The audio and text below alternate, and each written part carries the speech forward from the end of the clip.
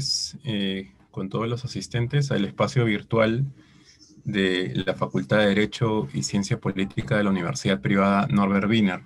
Les hago extensivos y presentes los saludos de nuestro decano Pirin Stucki.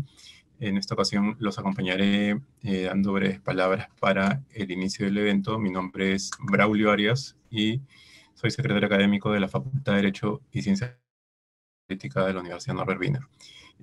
Sean bienvenidos a nuestro evento sobre retos de calidad regulatoria. En esta tarde nos acompañan los doctores Juliana Paredes, Jean-Paul Calle, Oscar Alejos y el doctor Erickson Molina. Ellos expondrán los temas que en breve les iré anunciando conforme los vaya presentando. ¿Sí? Les agradeceré que puedan ir anotando sus preguntas durante el desarrollo de las exposiciones de los doctores en el chat. ¿Sí? Así que empezamos presentando a la doctora Juliana Paredes. La doctora Juliana Paredes es máster en Economía, Competencia y Regulación por la Universidad de Barcelona. Además es abogada en estrategia regulatoria y cuenta con experiencia previa como secretaria técnica del Instituto Nacional de Defensa de la Competencia, Indecopi. Juliana, por favor, ¿podrías hacer uso de la palabra? Sí, hola, ¿qué tal, Braulio? Muchas gracias por la invitación y a todos por interesarse en la reunión que hoy día nos convoca. Como bien dice Braulio, básicamente esta grata invitación es por mi experiencia en Indecopi relacionada con la eliminación de barreras burocráticas que tiene bastante afinidad con el tema de calidad regulatoria, ¿no? Y he elegido, ahorita les comparto mi pantalla, he elegido un tema que... Acá está. Share.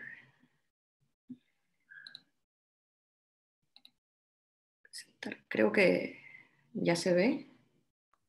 Sí, Braulio, ¿no? Perfecto. He elegido un tema que, en verdad, desde que empecé a ver el tema de eliminación de barreras burocráticas, me gusta bastante y he podido profundizar en él en la maestría, cuando estudié regulación, también luego en los cursos de posgrado que he hecho en teoría regulatoria y últimamente en economía conductual.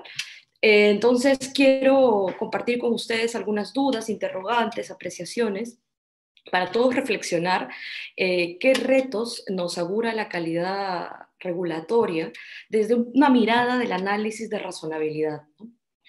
A ver.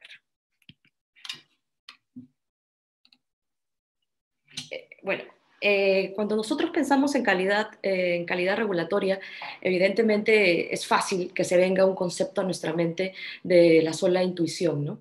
Pero quiero ser un poco incisiva en lo que es calidad y en lo que es regulación, porque calidad es un concepto vago, en verdad. Si uno no tiene un parámetro con el cual medir o comparar cierta conducta o ciertos elementos, pues es difícil decir de que algo es de buena o mala calidad, ¿no? Nos pasa, por ejemplo, con los productos, nos pasa con los servicios y también nos pasa con la regulación, evidentemente, sobre todo a los que hacemos o los que hemos hecho alguna vez análisis regulatorio. Ya, entonces vamos al concepto más básico, el que nos da el lenguaje, ¿no? ¿Qué es la calidad?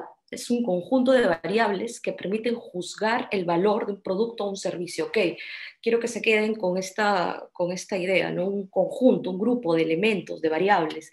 Y la regulación, hay infinitas definiciones de lo que es regulación. A mí personalmente me gustan dos. Una de Baldwin, que dice es la colección de prácticas, métodos, decisiones que influencian las actividades económicas y sociales. O sea, básicamente todo, ¿no? prácticas, estándares, principios, todo aquello que influya en una actividad económica o una actividad de la sociedad en general. Sunstein, por otro lado, tiene una definición un poco más estrecha, ¿no? Él la llama in a nutshell, que es una regulación, una definición sencilla, ¿no? Para que todos la podamos entender. Prohibiciones y obligaciones impuestas por la administración pública a las empresas, ¿no? Susstey dice, para que hablemos de regulación administrativa, que es la que nos interesa el día de hoy, tiene que existir el Estado imponiéndote algo, una suerte de coerción. Ya en los tipos de regulación varía la intensidad, obligándote o prohibiéndote a hacer algo, ya sea a las empresas o a los ciudadanos. Entonces tengamos estos conceptos en la mente para poder entender lo que quiero trasladar. Ok, pasando de este concepto de calidad regulatoria, viene otro que en verdad lo vi por primera vez en el artículo 4 del decreto legislativo 1448, por primera vez en el Perú. Lo vi regulado. Me parece un artículo que a veces pasa desapercibido, pero es magnífico porque se alinea con todas las buenas prácticas internacionales en torno a lo que es mejora regulatoria. ¿Qué es la mejora regulatoria? En verdad, la norma dice mejora de la calidad regulatoria. Entonces, la norma ya prevé que la calidad está baja, ¿no? Bueno, eso es indiscutible. Hay muchos estudios que dicen que en el Perú la calidad de la regulación es baja. Tanto es así que no se cumple, ¿no? Bueno, mejora de la calidad regulatoria en este caso. ¿Qué es? Que es un proceso, ok, proceso paso a paso, que tiene que ser ordenado, no es cualquier proceso, coordinado, eso es clave, gradual, continuo, ok, que promueve la eficiencia en la función normativa, ok, entonces tiene un objetivo, ¿no?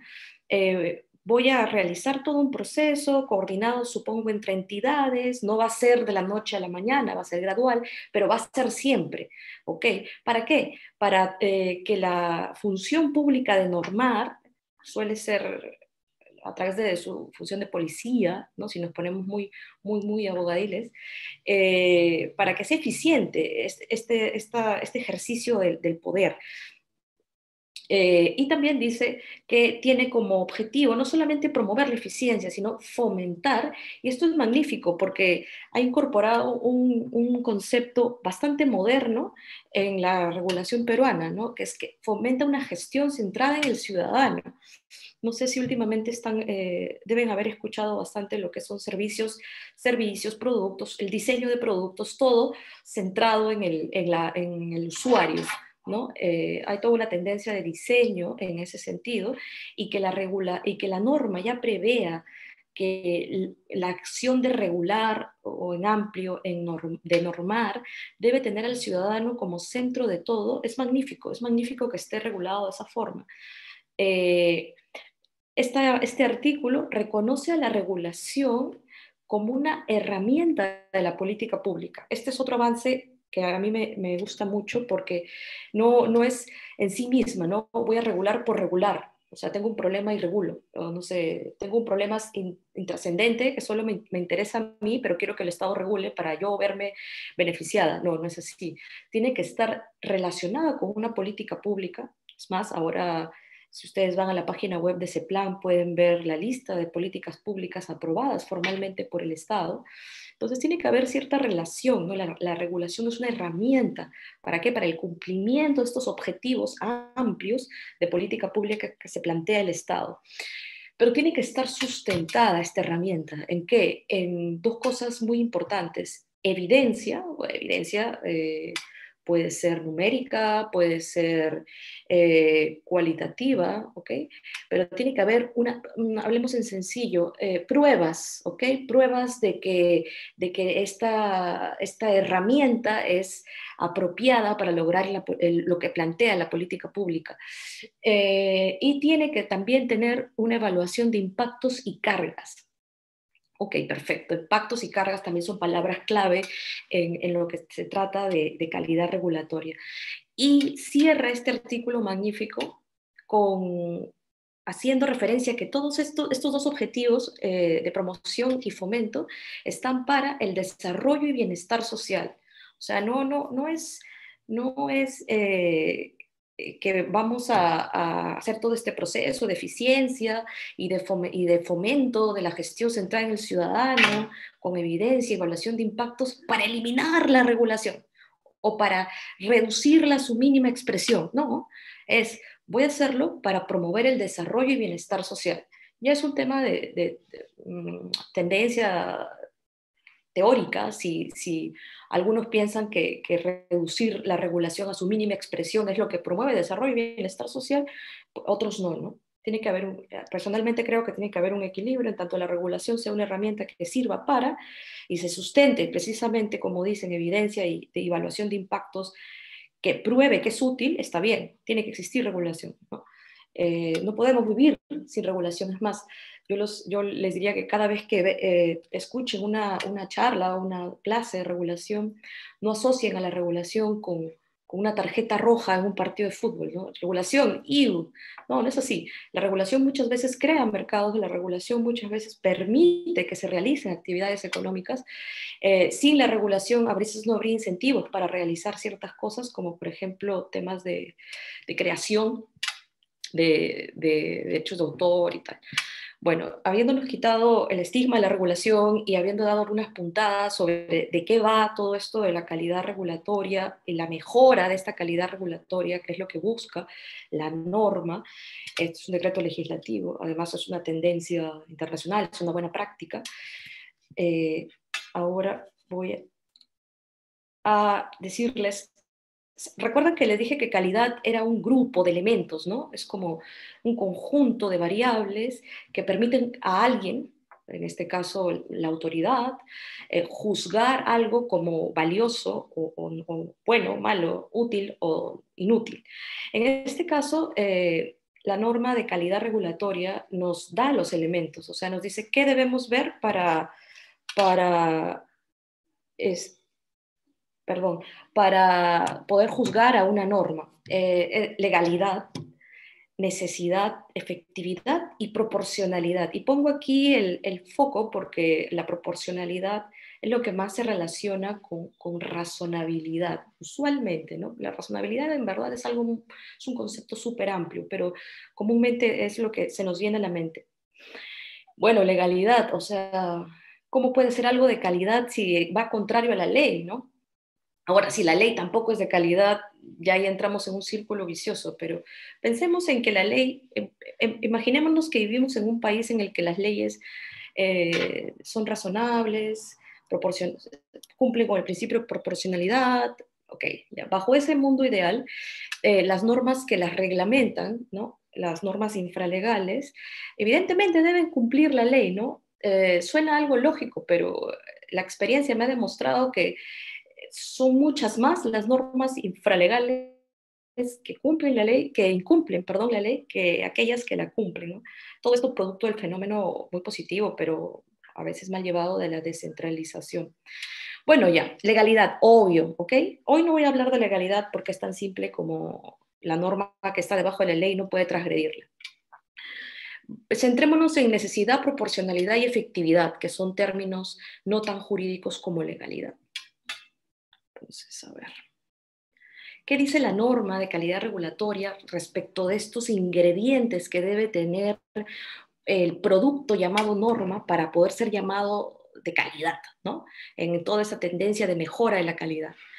Pues debo precisar que la norma de calidad regulatoria ha decidido centrarse, bueno, sí, es un proceso, como les dije, es un proceso gradual, así que entiendo que estamos en la primera etapa. Ha decidido centrarse en los procedimientos administrativos, ¿no? Esta consecución de actuaciones, actos que tienen como propósito la emisión de un acto administrativo. Ok, entonces, el primer punto es de que el procedimiento administrativo se relacione, contribuya, sirva para cumplir el objetivo de la regulación. ¿La regulación para qué existe? Para solucionar problemas. ¿Qué tipo de problemas? Problemas relevantes, ¿no? Ok, además en necesidad, te exige que hayas pensado en otras alternativas al procedimiento administrativo. O sea, ¿qué otras opciones tiene el Estado para poder garantizar que se cumpla el objetivo de la regulación, que no sea someter a los ciudadanos a un procedimiento administrativo, a un trámite, a un costo de tiempo y oportunidad? Ok, imaginémonos que no hay ninguna otra alternativa, esta es la mejor alternativa. Bien, decidimos el procedimiento, que se implemente el procedimiento administrativo. Ahora imaginémonos una caja más chiquita dentro de una caja grande que se llama procedimiento administrativo. La caja chiquita son obligaciones de información. Resumámoslo en requisitos, ¿ok? Cuando ustedes han hecho un trámite, evidentemente han estado expuestos al cumplimiento de requisitos, ¿no? Presentar información. Esta información, la lógica te dice que tiene que tener alguna coherencia en relación con el procedimiento administrativo, ¿no? Si no, sería innecesario, ¿ok? Luego, tomo estas dos variables, que es el procedimiento y el requisito, y los pongo en una suerte de balanza, ¿ok?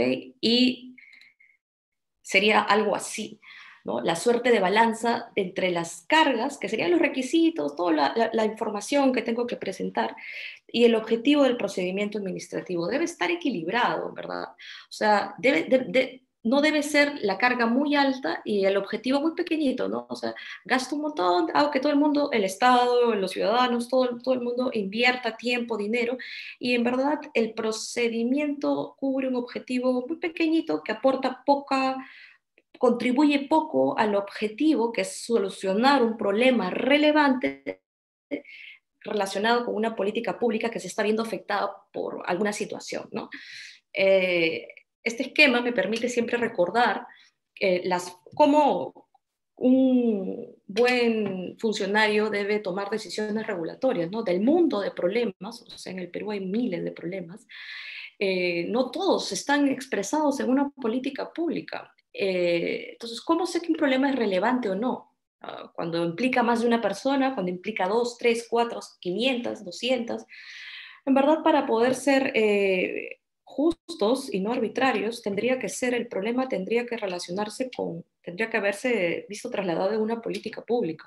Si el problema es un objetivo del Estado, del gobierno de turno, qué sé yo, o del plan de gobierno a 10 años, a 15 años, pues es un problema relevante, ¿no? Entonces tenemos como objetivo solucionarlo, minorarlo, y aquí está el tema de contribuye al procedimiento administrativo o no, los requisitos contribuyen o no al procedimiento administrativo, hay una balanza entre los requisitos y el procedimiento, ¿no? Si hay una balanza y está todo equilibrado, como he puesto acá, like, todo bien, el análisis de calidad regulatoria del procedimiento administrativo va bien, ¿no? A mí me gusta mucho esta norma, la de análisis de calidad regulatoria. Tiene algunas cosas que voy a criticar en torno a la razonabilidad, pero me gusta mucho porque es, es ex ante, ¿no? Entonces nosotros vivíamos en un mundo en el que todos los países ya tenían implementados de buena, mala, eficiente, no tan eficiente, pero de alguna forma un análisis ex ante de la regulación, sobre todo de aquella que afecta las actividades económicas, ¿no?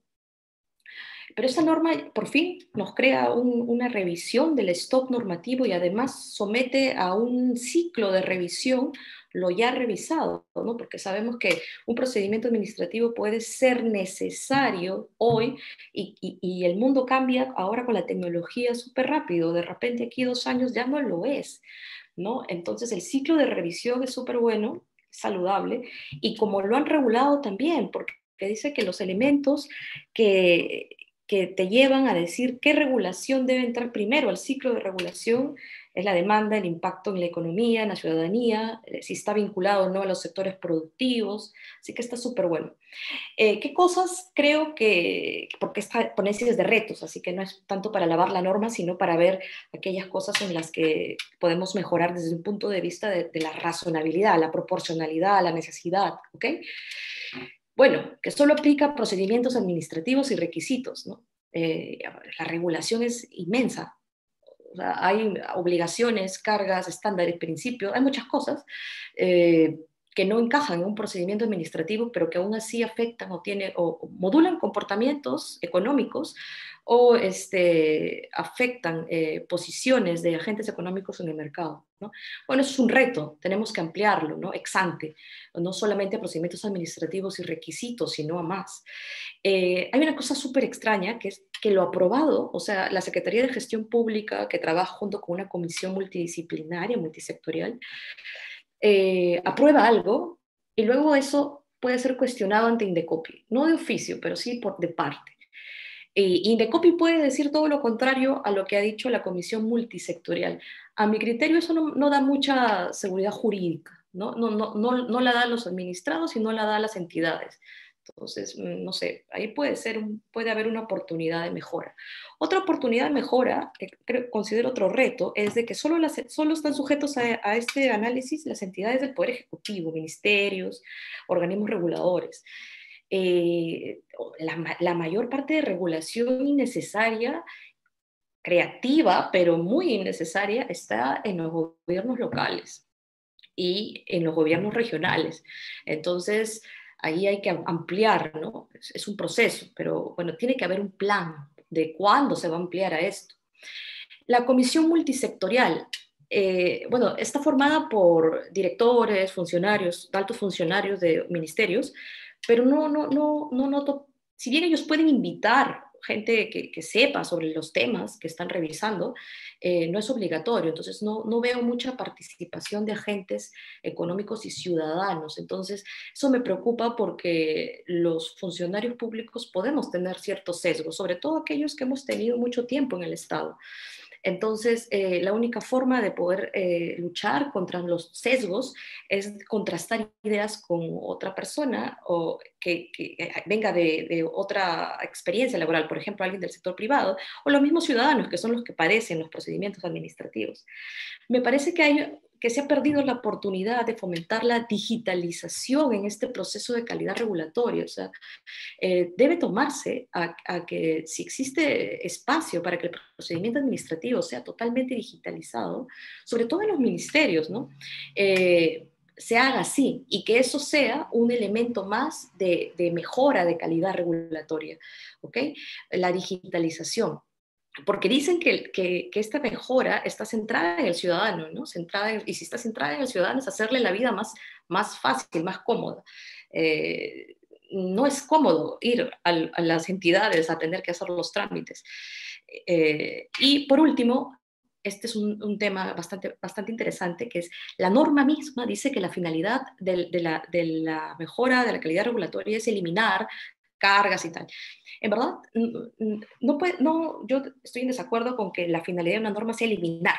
O sea, la finalidad de la norma yo entiendo que debería ser elevar o asegurar que exista un nivel de calidad regulatoria que respete los principios de proporcionalidad, necesidad y los anteriores que les he mencionado, ¿no? Pero no puede ser el objetivo eliminar, porque si nosotros escribimos una norma que el objetivo es eliminar, generamos una expectativa de que, mi trabajo como funcionario público es eliminarme toda la regulación. Si no lo hago, pues no estoy haciendo bien mi trabajo y la norma es desaprobada en un término de percepción pública. Entonces hay que ser muy cuidadosos cuando redactamos las normas. Esas algunas cosas respecto de los procedimientos administrativos. Recordemos que la ley de calidad regulatoria se aplica solo para procedimientos administrativos al día de hoy. Eso es todo ex ante. Pero ¿qué pasa con la otra regulación? La que no está en procedimientos administrativos, ¿está sujeta a una evaluación ex ante? No. ¿Está sujeta a una revaluación ex post? Sí. ¿Qué opciones tienes? El Poder Judicial e Indecopi. Ok. El Poder Judicial puede ser una buena opción, tiene mucha carga. Los magistrados están en un proceso de aprendizaje y conocimiento de muchos temas económicos y ahora pedirles digitalización también, yo creo que va a ser posible, pero están transitando por eso, ¿no? Indecopi, al menos en el tema de las barreras burocráticas, cada día más se acerca al desborde de carga administrativa, entonces ya no podemos decir que sea tan eficiente como un análisis ex ante. Ya estoy volando con el tiempo, pero solo quiero dejarles dos ideas. El análisis ex post yo tengo muchas críticas del procedimiento administrativo que he tramitado durante muchos años de mi vida. Si no las tuviera, me preocuparía. Bueno, ¿no? Acá tengo un señor súper confundido porque no tiene un análisis ex ante de una regulación, va a Indecopi, escoge Indecopi porque dice, bueno, una autoridad administrativa con buena percepción en el ciudadano, legitimada, acudiré. Imaginémonos nuevamente que la legalidad está bien, ¿ok? Hay una carga que se llama presentación de indicios. Esto es una suerte de candado, ¿no? Es un candado que la norma de eliminación de barreras burocráticas, que es análisis ex post de la regulación que afecta a la actividad económica, pone para frenar al juzgador y decirle, oye, no vas a declarar carente de razonabilidad todo, ¿eh? Lo que vas a, tu primer candado es ver si el demandante, el ciudadano, el agente económico, te ha dado una clave, te ha dado una idea de que esto sea carente de razonabilidad. Ok. Entonces, la norma al día de hoy, la jurisprudencia es bastante estricta de que el administrado debe proporcionar una suerte de hipótesis de carencia de razonabilidad. Esto tiene bastante sentido si lo ves desde un punto de vista de procedimiento administrativo trilateral, como se ha diseñado esta solución, ¿no? De ex post. Bueno, ya, si el administrado que es un agente económico con abogados o con mucho expertise y conoce bien su mercado, lo más probable es que dé indicios. Si el administrado es una MIPE que quizás no quiere gastar en abogado, conoce su negocio, pero de repente no tiene muchas habilidades para comunicarse, puede ser que no. Entonces ahí hay una desventaja para los ciudadanos. Imaginémonos que presentan indicios. Bueno, aquí vamos al análisis de razonabilidad a la vena, ¿no? Veamos a ver si es arbitraria. Vamos a ver como el análisis de procedimientos administrativos, si está relacionado a un problema, si es idóneo para solucionar el problema o si es simplemente una regla antojadiza que no tiene nada que ver con un problema. Y aquí yo creo que se perdió la oportunidad, a diferencia de la norma de calidad regulatoria, de relacionar que el problema tiene que ir en onda con una política pública, ¿no? Porque, ¿qué tipo de problema, nuevamente? Bueno, o qué es problema para la sociedad y qué no es problema para la sociedad. Las sociedades cambian. Hay cosas que en Perú son problemas que en otros países no lo son. En fin, proporcionalidad, costo-beneficio, ¿ok? No necesariamente numérico duro, depende de la regulación. Lo que se busca en sencillo es que haya evidencia, ¿okay? Que la entidad se haya tomado la molestia de sentarse y pensar, hacer un ejercicio de qué soluciones tengo yo para este problema, ¿no? Evitar estas normas con nombre y apellido. Bueno, la inaplicación de cuando algo es ilegal es para todos, si está en la norma la barrera burocrática, y si es carente de razonabilidad es solo para una persona.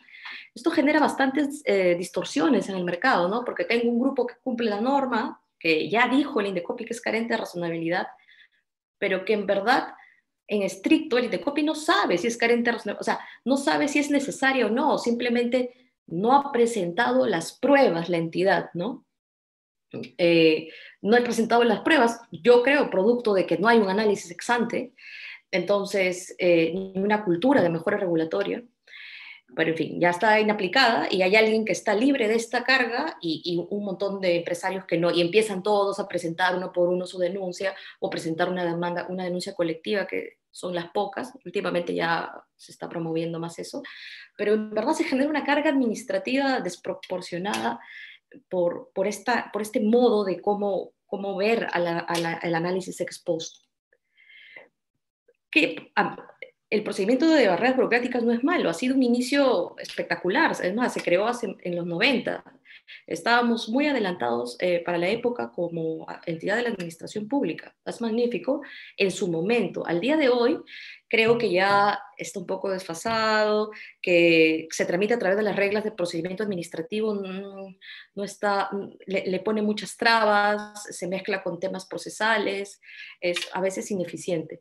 No es coordinado, ni continuo, ni gradual, o sea, no se relaciona con la norma de mejora de la calidad regulatoria, cuando debería hacerlo. Sin indicios no hay evaluación, se inaplica para una sola persona, lo que les dije, no está reconocido como una herramienta de mejora de calidad regulatoria en la norma. ¿Cómo no va a estar reconocido si es la única vía administrativa de análisis ex post de normas de no procedimientos administrativos. Tiene su propia ley, pero deberían conversar estas dos normas, ¿no? No hace mención alguna de las políticas públicas más que en una parte de los indicios. No queda claro si tiene como objetivo el desarrollo del bienestar social. Nuevamente, la norma de eliminación de barreras burocráticas, no queda claro el objetivo y su finalidad nuevamente es eliminar barreras burocráticas, satanizando a la regulación. Ya con esto voy cerrando. Estos son los retos para mí, en resumen, ¿no? La calidad regulatoria necesita ser coherente, necesita una política pública, trabajarla. Como hay una política pública de consumidor, se está trabajando una de competencias, se necesita una política pública de mejora regulatoria en ese plan, bien trabajada, coherente, imparcial. Hay un tema de institucionalidad, hay que repensar si el ex ante debe ser con PCM, siendo PCM tan cambiante últimamente, ¿no? Con los problemas que hemos tenido políticos, si el ex post debe estar en Indecopi, si debería, en verdad, ser una entidad constitucionalmente reconocida. Hay imparcialidad, participan los ciudadanos, y bueno, coherencia, creo que lo he repetido 2 veces porque debo ser que estoy muy defraudada de la coherencia, porque lo he puesto en 2 colores, pero eso es los retos que yo le veo a la calidad regulatoria en torno a necesidad, proporcionalidad y eficiencia en cómo se ha organizado institucionalmente este análisis. Y bueno, nada, me he pasado el tiempo, pido perdón. Estos son mis 2 correos. Cualquier duda que tengan sobre lo que he dicho, crítica o diálogo, pues estoy atenta a sus mails, a sus comentarios. Muchas gracias, Braulio, sorry. Muchas gracias, Juliana, no te preocupes. Te agradecemos mucho por haber compartido ideas muy importantes sobre el análisis de razonabilidad en el procedimiento de eliminación de barreras burocráticas. A continuación, el doctor Jean-Paul Calle nos hablará sobre retos en la implementación del análisis de impacto regulatorio en el Perú. Paul es socio en Smart Regulation Perú y cuenta con experiencia previa en PricewaterhouseCoopers Perú y en la Corporación Andina de Fomento. Además es abogado por la Universidad San Martín de Porres. Adelante, Jean Paul. Muchas gracias, Braulio. Bueno, se puede ver la pantalla y me escuchan bien. Sí, ¿de acuerdo? Claro que sí. Perfecto.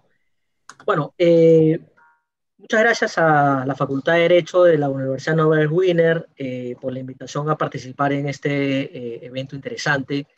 El tema que quería plantearles el día de hoy, básicamente lo he escogido porque, en primer lugar, está relacionado, digamos, con el concepto general de lo que es calidad regulatoria. El tema concreto es el análisis de impacto regulatorio, y esto se trata de una herramienta relacionada a la calidad regulatoria, como vamos a ver. Y además porque ya esta herramienta, digamos, ha sido creado a través de un marco normativo que también vamos a comentar, ¿no? Y en tercer lugar, porque la presidencia del Consejo de Ministros está próxima a dictar las disposiciones que van a permitir la implementación del análisis de impacto regulatorio, ¿no? Lo cual ciertamente puede presentar retos que hay que identificarlos adecuadamente, ¿no? Bueno, un primer aspecto,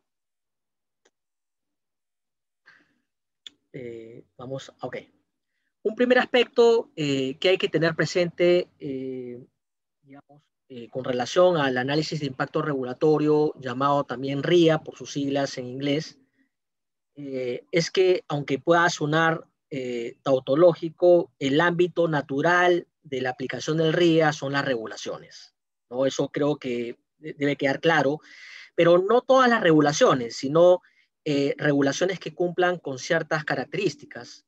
En teoría regulatoria, por ejemplo, se suele distinguir entre 3 tipos de regulación, lo que se conoce como la regulación económica, la regulación social y la regulación administrativa, ¿no? El análisis de impacto regulatorio normalmente se aplica a lo que se conoce como la regulación económica o la regulación social, ¿no? Un ejemplo de regulación económica son las regulaciones que emiten o las normativas que emiten los organismos reguladores en el ámbito de sus competencias, ¿no? Es una regulación que tiene ciertas características, como por ejemplo el de aplicarse normalmente en infraestructuras que tienen características de monopolio natural. Mientras que la regulación social es una regulación que tiene como objetivo básicamente la protección del interés público, y tenemos varios ejemplos de regulación social, como la regulación medioambiental, la regulación, digamos, busca proteger la vida o la salud, ¿no? La regulación básicamente vinculada a la protección de los consumidores, y cualquier otra regulación orientada a esa finalidad. Bueno, estos dos tipos de regulaciones normalmente son las regulaciones que caen dentro, ¿no?, digamos, del ámbito de aplicación del RIA. El tercer tipo de regulación administrativa es lo que anteriormente se ha comentado en la anterior exposición, que normalmente está vinculado a otra herramienta de la calidad regulatoria, que es el análisis de calidad regulatoria, ¿no?, que también tiene un marco normativo vigente, y que, bueno, respecto al cual se ha iniciado ya su aplicación, su implementación, y existen algunos resultados que uno los puede revisar accediendo libremente a la página web de la Secretaría de Gestión Pública de la Presidencia del Consejo de Ministros, ¿no? Dicho esto, uno podría decir, bueno, la regulación es siempre necesaria, la regulación es positiva, sí, pero bajo ciertas condiciones. Lo que hay que tener presente es que la regulación no es siempre la panacea, no es siempre la solución a los problemas. La regulación tiene sus propias fallas, y muchas veces las fallas de la regulación pueden ser más perjudiciales que las fallas de mercado que se supone tiene que o que pretende resolver la regulación. Una falla de mercado, por ejemplo, el monopolio natural, requiere una regulación. Fallas de mercado que tienen que ver con asimetría informativa o que tienen que ver con externalidades también requieren regulación. Pero esas fallas de mercado que muchas veces justifican que se emita regulación, ¿no? Tienen que compararse con las propias fallas regulatorias para determinar efectivamente si es que tiene sentido que la regulación se emita, exista o subsista, porque de lo contrario se pueden generar, digamos, como consecuencia de estas fallas regulatorias, se pueden terminar generando mayores distorsiones en el mercado o en el ámbito social o económico. ¿Okay? Y en ese sentido es importante identificar estas fallas regulatorias, ¿no? Cuando uno, por ejemplo, analiza, digamos, las diversas propuestas normativas o diversas propuestas legislativas. Para poner un ejemplo, las últimas propuestas legislativas que se han dictado desde el Congreso, ¿no? Toda esta discusión que existen en relación a la eliminación, por ejemplo, del sistema privado de pensiones para implementar un sistema público de pensiones, esta propuesta de ley que busca crear una aerolínea de bandera, ¿no? O iniciativas legislativas que han estado vinculadas justamente a toda la problemática de la agricultura, ¿no? O esta ley que finalmente fue declarada inconstitucional por el Tribunal Constitucional, vinculada al tema del retiro de los aportes de la ONP, ¿no? Ahí tenemos claramente, digamos, leyes, ¿no?, que adolecen de ciertas fallas o de fallas evidentes, porque en primer lugar, digamos, son propuestas normativas o legislativas que se emiten más por presión pública que por la necesidad de realmente atender un problema de política pública que pueda justificar beneficios para la sociedad, ¿no? Muchas veces se regula más por presión pública, por presión mediática, por presión política, que realmente por la necesidad de hacer una evaluación racional de costos y beneficios, ¿no? No en todos los casos se hace una evaluación de los efectos de la regulación, ¿no? Digamos, normalmente existe esta famosa frase dentro del análisis costo-beneficio que normalmente se incorporan estas propuestas legislativas, de que la presente propuesta legislativa no irroga gastos para el erario nacional, pero eso es para nada un análisis, digamos, costo-beneficio. Y esto genera entonces una tendencia a generar regulaciones muy restrictivas, onerosas, engorrosas y altamente castigadoras, ¿no? Y finalmente esto genera pues una mayor inestabilidad regulatoria, mayor sobreregulación, y más aún en un contexto de pandemia por el COVID-19 por el cual estamos atravesando, ¿no? Se generan una serie de barreras que impiden finalmente la recuperación económica, ¿no? Haciendo que esta inclusive pueda ser más lenta.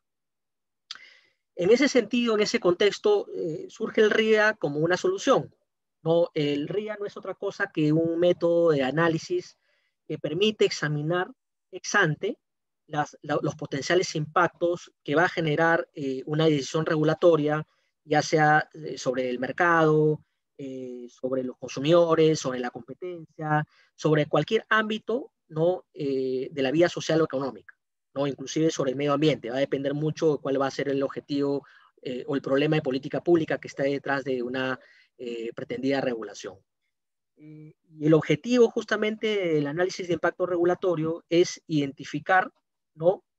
Entre distintas soluciones cuál va a ser o cuál podría ser la mejor solución que sea efectiva, esto es, que sea idónea para obtener un objetivo de política pública relevante y además que sea una solución eficiente, esto es, que cualquiera sea el problema que se busque o que se pretenda resolver, se haga al menor costo posible para la sociedad.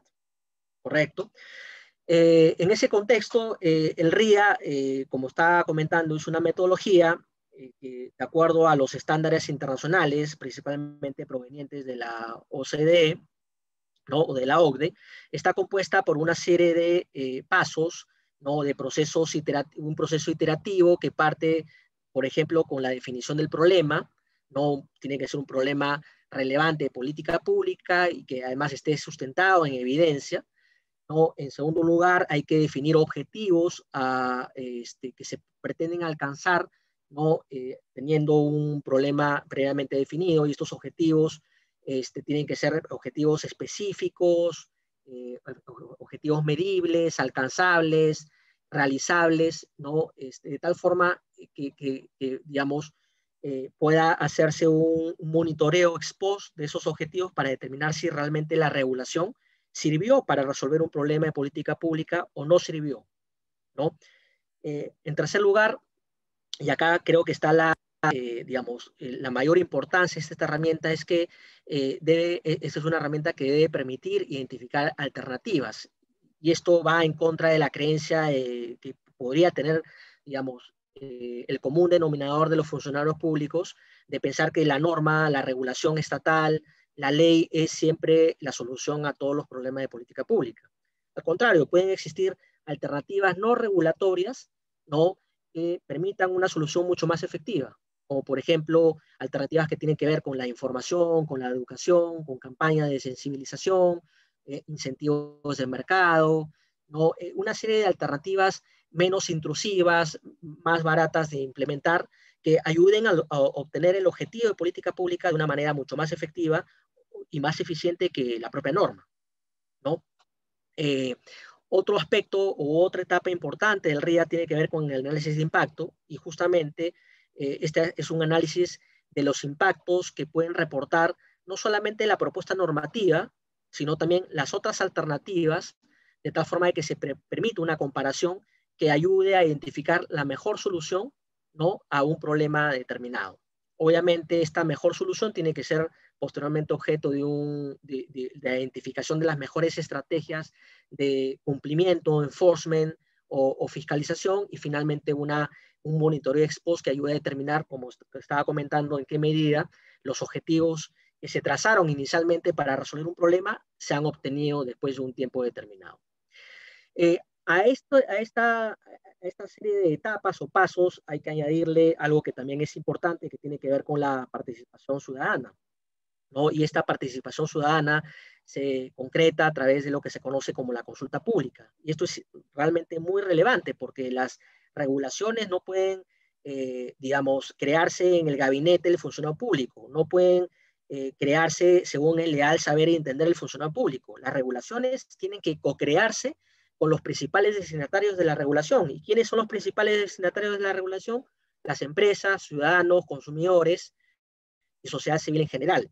Y es por eso importante, ¿no? Que a través de consultas públicas, digamos, se pueda incorporar la voz, ¿no? De estos ciudadanos, de tal forma que ellos puedan aportar también en la creación de una regulación, que sea una regulación que finalmente ayude, ¿no? De una manera efectiva y eficiente a resolver estos problemas de política pública. ¿no? Otro tema que, bueno, se está discutiendo recientemente es el aporte del RIA a la reactivación económica, sobre todo pues en un contexto de pandemia como el que estamos viviendo, ¿no? Estas fallas regulatorias que ya les he comentado, en la medida que persistan, ¿no? Esto va a generar que la reactivación o la recuperación económica sea mucho más lenta o mucho más difícil. Y en ese sentido, la aplicación o la implementación del RIA puede ayudar a mitigar o evitar estas fallas, ¿no? Y de esa forma puede aportar a una reactivación económica. Y esto es muy sencillo de entender. En la medida que efectivamente el RIA ayude a identificar la mejor solución para la determinación de un problema de política pública, esa mejor solución tiene que cumplir con estos criterios de efectividad y eficiencia. De tal forma que se eviten estas regulaciones absurdas, estas regulaciones que son altamente costosas de implementar y que en la práctica no se cumplen, ¿no? O regulaciones que simplemente no tienen un sentido o no tienen una relación con el problema, ¿no? O sea, la idea es que sean regulaciones aptas para resolver problemas de política pública a un menor costo y de una manera efectiva. Bueno, ahí les presento un paper que recientemente ha sacado la OCDE sobre cómo las regulaciones afectan la competitividad de los países y cuál es el rol de importancia que cumple el análisis de impacto regulatorio, ¿no? Hablando de cómo estamos en el Perú, bueno, ahí básicamente hay una serie de hitos importantes que hay que tenerlos presentes. Digamos que el punto de partida viene a ser un estudio que la OCDE hizo para el Perú sobre la política regulatoria y en buena cuenta nos hacen un diagnóstico de cómo estamos en términos de regulación, cuáles son los principales problemas y fallas de la regulación, muchas vinculadas a lo que les había comentado anteriormente, y hacen obviamente recomendaciones de cómo hay que, o sea, qué reformas hay que implementar para mejorar, ¿no?, el sistema regulatorio en el Perú. Producto de esto sale en el 2018 el decreto legislativo 1448 sobre la mejora en la calidad regulatoria, que luego está complementado también con el decreto legislativo 1446 sobre modernización del Estado. En el 2019 sale un segundo estudio de la OCDE sobre la implementación del RIA en el gobierno central del Perú. Básicamente se selecciona un conjunto de ministerios y se evalúan qué prácticas, digamos, de mejora normativa se están implementando. Obviamente hay muchos desafíos que tienen los ministerios actualmente y también se hacen recomendaciones de mejora. Y bueno, actualmente está pendiente la aprobación del reglamento del RIA por parte de la Presidencia del Consejo de Ministros, ¿no? Hay un tema que también lo voy a comentar más adelante, pero lo voy adelantando, ¿no? Entre el 2016, inclusive antes del 2016 y el 2018, los organismos reguladores, puntualmente OCIPTEL, OCINERMIN y OCITRAN, ¿no?, han venido implementando de manera voluntaria el RIA, ¿no? Evidentemente esto como parte de su interés de mejorar la calidad de las regulaciones que ellos emiten, ¿no?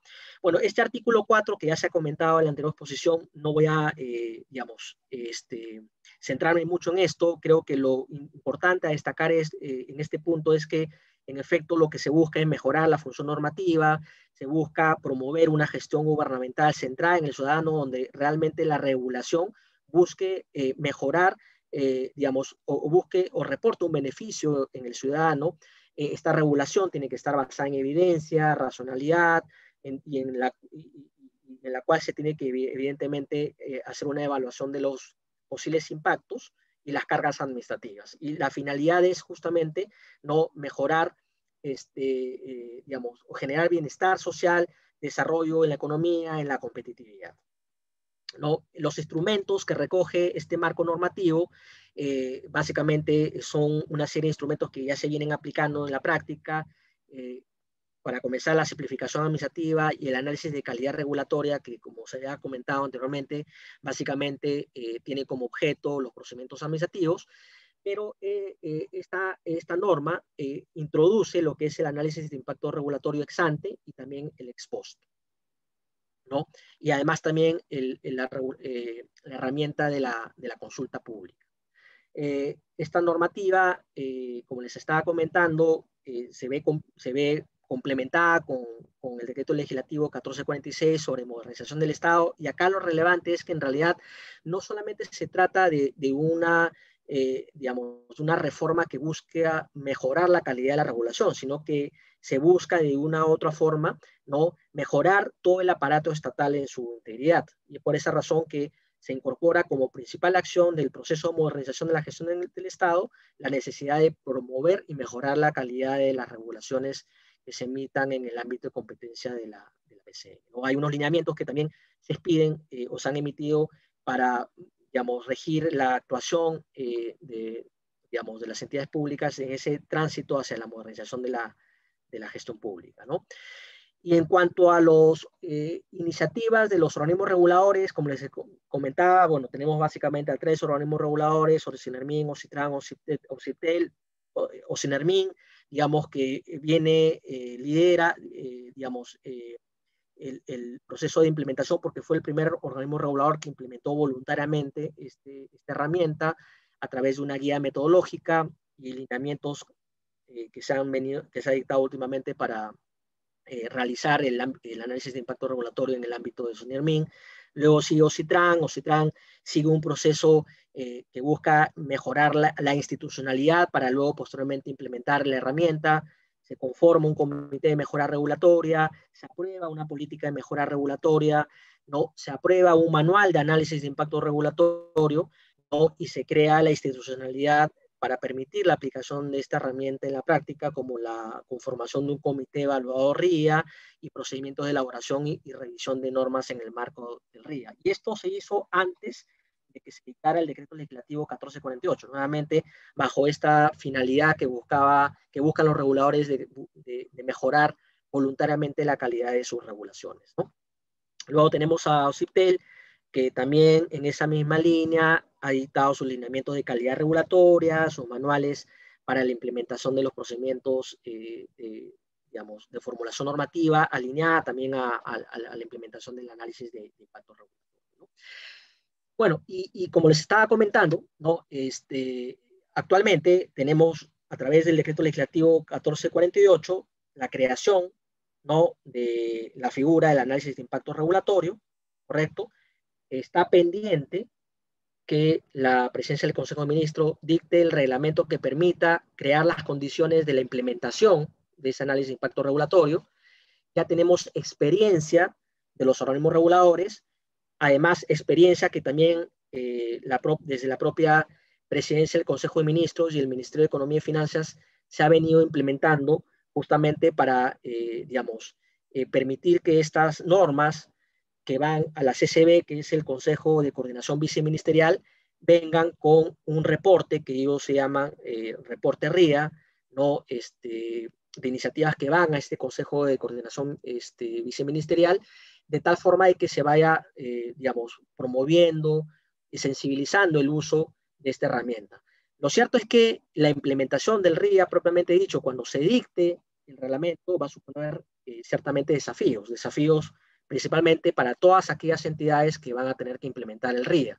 Y el RIA, digámoslo así, va a ser el primo hermano del ACR, el análisis de calidad regulatoria que se aplica a los procedimientos administrativos y sobre el cual ya se tiene cierta experiencia ganada.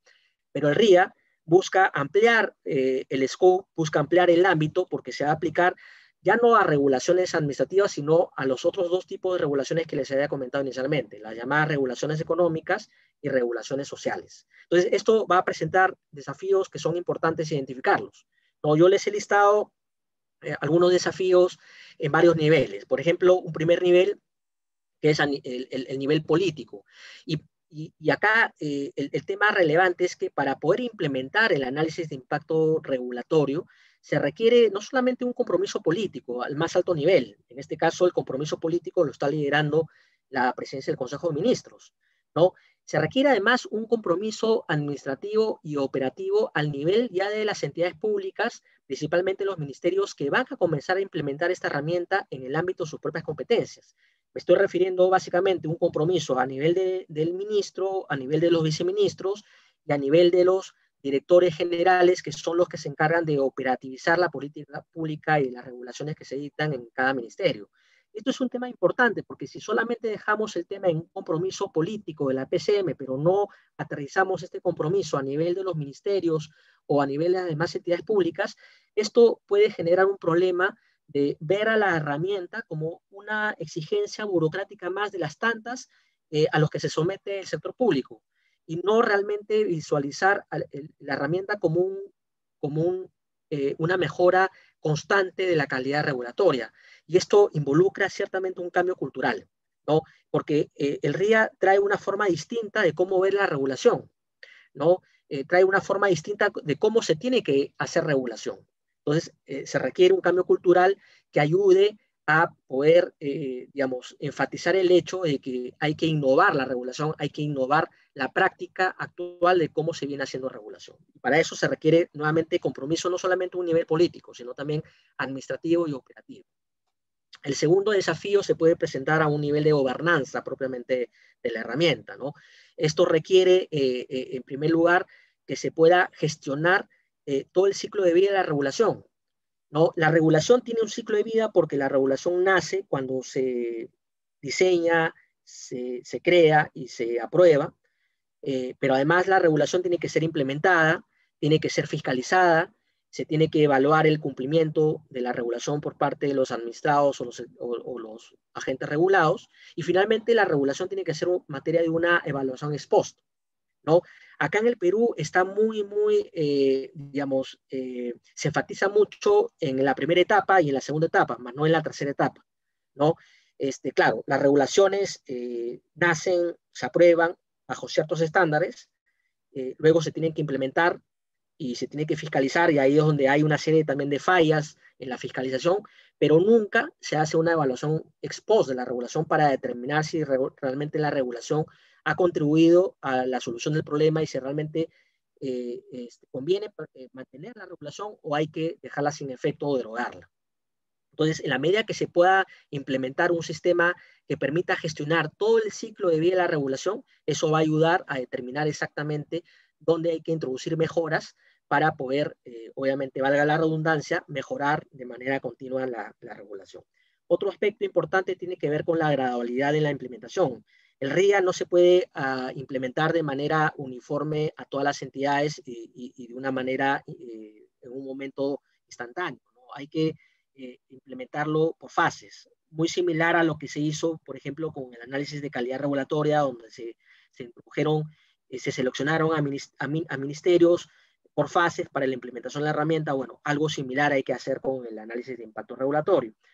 Lo tercero es crear institucionalidad dentro de los ministerios. Los ministerios tienen que tener sus unidades RIA, ¿no? Las entidades públicas tienen que tener sus unidades RIA que ayuden a, digamos, a la implementación de esta herramienta dentro de cada ministerio y además a la supervisión también de la herramienta dentro de cada ministerio, y que eso sea el canal institucional que permita luego, ¿no?, articular, ¿no?, con el supervisor central, ¿no? Tiene que haber un supervisor central, ¿no?, que supervise, valga la redundancia, cómo se va implementando la herramienta en cada ministerio, ¿no? De tal manera que eso no quede obviamente a la discrecionalidad del ministerio, sino que exista un supervisor central que evidentemente va a tener que ser una comisión muy similar a la que existe para la evaluación de la CR, de tal forma de que se vigile que todas las entidades públicas estén implementando adecuadamente la herramienta.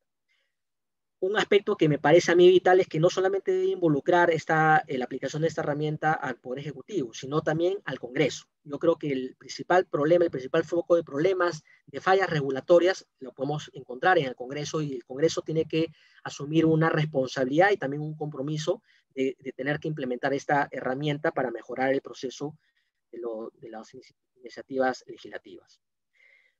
Otros desafíos se pueden presentar a nivel de fortalecimiento de capacidades, y con esto ya voy terminando, ¿no? Obviamente la herramienta es una herramienta novedosa que implica un cambio de mindset, un cambio de chip en el funcionario público, que requiere ciertos skills o ciertas habilidades, y por lo tanto esto requiere fortalecer sus capacidades. Hay que implementar adecuados programas de entrenamiento, más enfocados no tanto en el tema teórico, sino más casuístico, más práctico, que les ayuda a los funcionarios a entender cómo aplicar en la práctica el RIA y cuáles son las ventajas, cuál es el valor agregado que puede aplicar en el día a día de su trabajo, ¿no? Esto complementado también con lineamientos, manuales prácticos, ¿no?, que ayuden a entender, digamos, la aplicación práctica de esta herramienta. Y finalmente, a nivel metodológico, ¿no? El análisis de impacto regulatorio puede sonar muy sofisticado, sobre todo porque como hemos visto, hay una parte que tiene que ver con los análisis de impacto, y cuando uno analiza los impactos, pues utiliza herramientas muy básicas o muy cualitativas, pero también herramientas cuantitativas, ¿no? Tenemos ahí desde una metodología que puede estar vinculada al análisis de costo-beneficio hasta metodologías mucho más sofisticadas como el análisis costo-efectividad, el análisis multicriterio, el análisis de competencia, ¿no? La idea es que el inicio, el proceso de implementación, ¿no? del RIA, escoja una metodología simple, sobre todo porque se tiene que iniciar con un proceso de aprendizaje y a la medida que se vaya ganando experiencia, se puede ir sofisticando la herramienta hacia metodologías mucho más cuantitativas. Y sobre todo porque aplicar el análisis de impacto regulatorio requiere de data, requiere de evidencia fáctica. Y si bien es cierto que muchas de las entidades públicas o ministerios no nadan en información, en data, no tienen muchas de las entidades no tienen esa información debidamente recolectada y debidamente analizada y procesada. Correcto. Entonces, por eso es importante comenzar el proceso con una metodología simple al comienzo. Hay que definir adecuadamente los tipos de RIA y las exclusiones. En términos generales, según los estándares internacionales, digamos, uno puede distinguir entre un RIA integral y un RIA básico, dependiendo efectivamente de cómo uno quiere emprender el proceso de implementación. ¿No? Exclusiones, ¿en qué caso se aplica el RIA? ¿En qué caso no se va a aplicar el RIA? Por ejemplo, yo voy a aplicar un RIA si voy a emitir una propuesta regulatoria que va a tener un impacto significativo en la competencia o va a generar un impacto significativo en el mercado laboral. Pero no tiene sentido que aplique un RIA si no va a generar la regulación costos de cumplimiento al sector privado, ¿no? Por ejemplo, ¿no? Otro aspecto tiene que ver con la proporcionalidad en la aplicación de la herramienta, ¿no? La herramienta tiene que aplicarse según, ¿no? el nivel de impacto que va a generar la regulación, ¿no? Normalmente el RIA se aplica a aquellas regulaciones que van a tener un impacto significativo, ¿no? En algunos países establecen umbrales cualitativos. Por ejemplo, toda aquella regulación que vaya a tener un costo de cumplimiento que supera el $1.000.000, no va a estar sujeto al RIA. Por debajo del $1.000.000 no está sujeto al RIA. Otros países escogen más que criterios cuantitativos, más bien criterios cualitativos, ¿no? Pero eso es un tema que va a ayudar a definir en qué medida se tiene que aplicar la herramienta de una manera proporcional. Otro tema que les decía que impacta mucho en la aplicación de la herramienta tiene que ver con los sistemas de recolección y procesamiento de data, ¿no?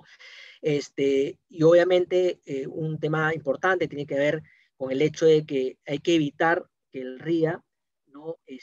sea, digamos, visualizada como una herramienta que se utiliza solamente para justificar la opción previamente establecida ex ante, normalmente una propuesta normativa, ¿no? Digamos, podría pensarse por parte de los funcionarios públicos que yo aplico el RIA cuando ya tengo mi propuesta normativa. Y ahí no tendría mucho sentido, porque el RIA, por el contrario, como ya les he comentado, tiene que ser una herramienta que ayude a identificar alternativas para ver cuál es la alternativa más viable, más efectiva y más eficiente, que inclusive pudiera ser algo totalmente distinto a una norma. Entonces, esto requiere, obviamente, repensar todo el proceso de formulación normativa que existe actualmente al interior de las entidades públicas y los ministerios. Y finalmente, ¿no? Para contribuir a obtener evidencia, data, mejorar la participación ciudadana, mejorar la credibilidad de las entidades públicas hacia el ciudadano, hay que hacer un uso sistemático de la consulta pública. ¿No? La consulta pública es el eje fundamental para poder aplicar de manera adecuada el RIA, para obtener mayores beneficios, para tener como aliado a la ciudadanía, ¿no? La ciudadanía tiene que ser un aliado del sector público. No hay que ver, digamos, con recelo la participación privada o de la sociedad civil. Al contrario, en la sociedad civil, digamos, el sector privado puede aportar mucho para mejorar el diseño regulatorio, ¿no? Creo que esos, grosso modo, podrían ser los desafíos para la implementación del RIA en el Perú. Les agradezco mucho por su tiempo, también me he excedido, pido disculpas, pero bueno, quedo a su disposición para cualquier consulta o duda que pudieran tener. Muchas gracias.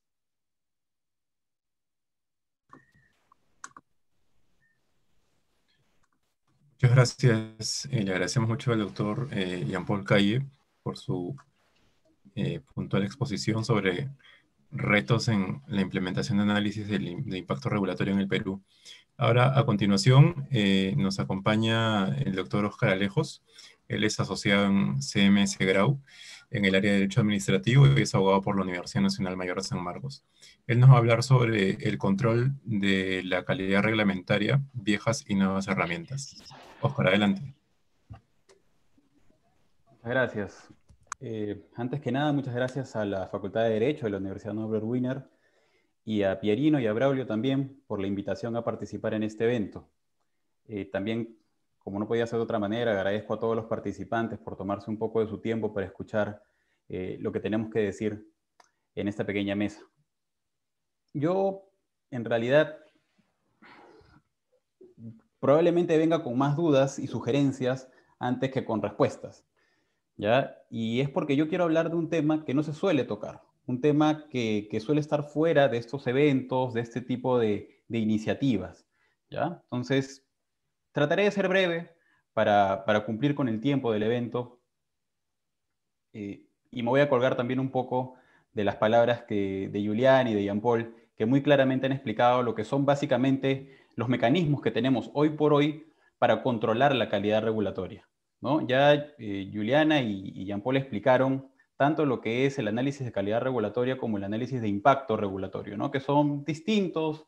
Ustedes van a poder encontrar las diferencias en el Decreto Legislativo 1448, que justamente se emite para diferenciar ambos mecanismos de control. Como ya han escuchado ustedes, tenemos básicamente dos mecanismos, o mejor dicho, podemos clasificarlos de dos formas. Aquellos que son ex ante y aquellos que son ex post, es decir, aquellos que salen antes de la norma para corroborar o para verificar o asegurar que la norma sea de calidad, y aquellos que se utilizan después, una vez que la norma ya está siendo aplicada. Dentro de los mecanismos ex ante, por excelencia, tenemos el análisis de calidad regulatoria que comentaba Juliana, y también el análisis de impacto regulatorio, que como bien ha señalado Jean-Paul, aún no se ha implementado en su totalidad, pero sí tenemos a los organismos reguladores, por ejemplo, que han implementado lineamientos de análisis de impacto regulatorio. Y por el lado del control ex post, tenemos como la herramienta más conocida, ya preferida además por todos, que es el procedimiento de eliminación de barreras burocráticas, que Juliana también ha expuesto de manera bastante clara. Tenemos entonces un sistema que de lejos parece cerrar, ¿no? Tenemos mecanismos ex ante para controlar la regulación, mecanismos ex post para controlar. Es más, el Decreto Legislativo 1310 señala que efectivamente incluso aquellos procedimientos que hayan superado el test de calidad pueden eventualmente ser cuestionados ante Indecopi. Entonces, incluso aquello que se pase, ¿no? Algún requisito, alguna carga ilegal o que no cumple con los criterios de proporcionalidad que se pase, podría todavía ser eliminada o cuestionada a través del procedimiento de eliminación de barreras burocráticas. En apariencia, entonces, el procedimiento o el sistema cierra. Pero eso no es tan cierto, ¿no? Eso no es tan cierto, ya lo han adelantado. Quisiera yo hacer un poco más de énfasis en aquello que falta. Y es que, vamos por partes. El análisis de calidad regulatoria se restringe única y exclusivamente a procedimientos administrativos. Y no solo se restringe a procedimientos administrativos, sino que se restringe además a las entidades del Poder Ejecutivo. Y dentro del Poder Ejecutivo también hay restricciones, ¿no? Entonces, por ejemplo, los reguladores están alejados, etc. Entonces, es muy acotado tanto en su objeto, porque solo es procedimiento, solo son normas procedimentales las que pueden ser objeto de control, y en cuanto al sujeto, porque solo se restringe al Poder Ejecutivo. Y si algo hemos comprobado durante esta pandemia, es que los gobiernos locales son quizás aquellos actores que más cantidad de normas emiten, y probablemente mayor cantidad de normas de baja calidad, entre comillas, pero ellos están exentos del control. Entonces ahí tenemos un gran problema porque tenemos una vorágine de normas que no están siendo controladas o que por lo menos no se someten a este control. Entonces ahí ya tenemos un gran problema. En el caso del análisis de impacto regulatorio, aún es muy prematuro decir si va o no va a funcionar, pero veamos, por ejemplo, lo que pasa con los lineamientos de calidad de análisis de impacto regulatorio que tienen implementados los organismos reguladores. Y acá hablo sin saber, pero dado que estamos en un evento académico promovido por una facultad de Derecho, invito yo a investigar.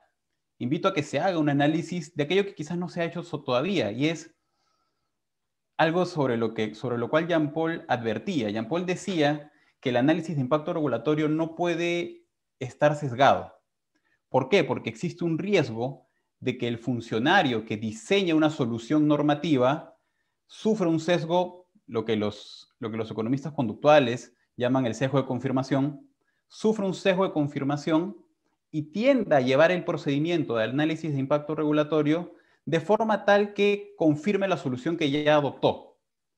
Entonces, nótese cómo funciona esto, porque el análisis de impacto regulatorio, en el caso de los reguladores, lo hacen ellos mismos. O sea, son normas que ellos emiten y que someten a su análisis de impacto regulatorio. No lo hace un tercero. Entonces, ¿existe o no existe ese sesgo? No es tan fácil, no es tan difícil corroborarlo en la práctica. Se podría hacer un estudio de todas aquellas regulaciones que han pasado por análisis de impacto regulatorio y ver qué tanto han cambiado respecto de su fórmula original. ¿Qué tanto han acogido los comentarios de la ciudadanía? Porque saben que todas estas normas, como parte del análisis de impacto regulatorio, se someten a consulta. ¿Qué tanto han variado?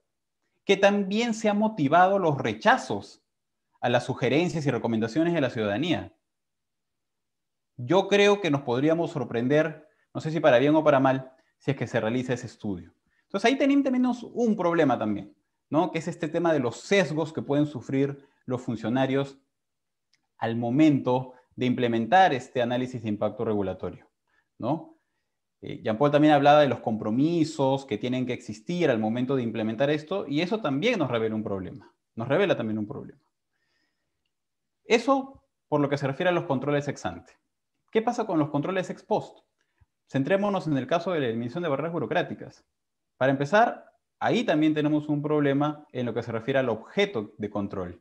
Y es que, como ustedes saben, solo se pueden cuestionar aquellas exigencias, cobros, requisitos, provisiones que tienen la potencialidad de afectar el acceso a la permanencia en el mercado.